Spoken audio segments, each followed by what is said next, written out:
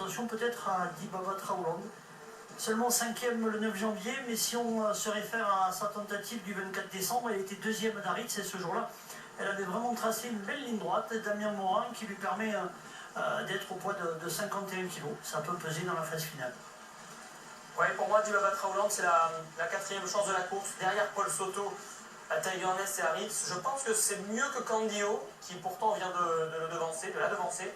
Mais l'autre jour, comme je le disais, sur le tableau des partants, elle a tiré le numéro 15 dans les stades de départ, sur 15 partants, et elle n'a pas eu du coup le meilleur des parcours. Hein. Antoine Soubias a fait ce qu'il a pu, mais il a fallu du coup patienter, subir un petit peu. La pouliche a bien terminé. Auparavant, vous l'avez dit, elle terminait à une longueur d'Aritz, avec le même écart de poids. Et j'avais croisé David Morisson qui travaillait pour Charles Godin, qui avait dit que c'est une pouliche qui certes n'a pas une grande qualité, mais avec les œillères et sur cette piste, elle a suffisamment de qualité pour faire l'arrivée d'un réclamé. Donc attention à 17 € s'il y avait défaillance de favoris. Il y a vraiment une grosse baisse de cote là concernant.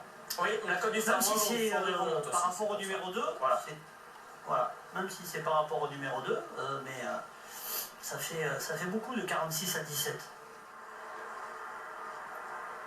Parti pour la 3e, le prix de Pontard, une course à réclamer, 1500 mètres à parcourir. Le 3 Miss Julia Star a été déclaré non partant. Candio est la mieux partie et vient tout de suite prendre l'avantage sur le numéro 8, la surfeuse qui est en 2e position avec à son extérieur Emo du Large, le numéro 4, qui se rapproche avec Chloé U sur son dos. En 4e position, il y a Toda Roya qui est en compagnie du numéro 1, Paul Soto. Le favori Aritz est toujours au milieu de peloton, légèrement à l'extérieur des autres, hein, comme dans la première course du programme. Christophe Soumillon évite les projections. À l'arrière du peloton, le numéro 5 est Tiger's Nest ou encore le numéro 9, Dibaba Traolang. Seul tournant de la course, abordé en tête par Candio, qui n'a pas pu prendre le rail intérieur puisque la surfeuse est également sur la ligne de tête. En 3e position, Paul Soto était quant à lui à la corde.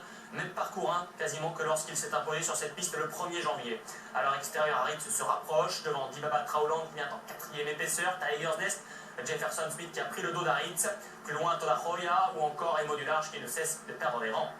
Direction maintenant la dernière ligne droite avec Aritz qui se rapproche maintenant en compagnie de Candio, Dibaba Traolang, tous trois débordant la surfeuse.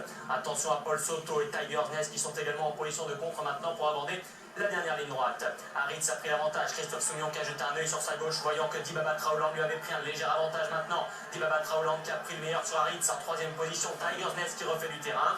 À 100 mètres de lui maintenant. Dibaba Traolang qui a pris l'avantage sur Aritz qui ne semble pas revenir pour l'instant. À distance du numéro 5 Tiger's Nest. Dibaba Traolang devant Aritz. Revanche pour Dibaba Traolang aujourd'hui qui s'impose avec Damien Morin sur son dos.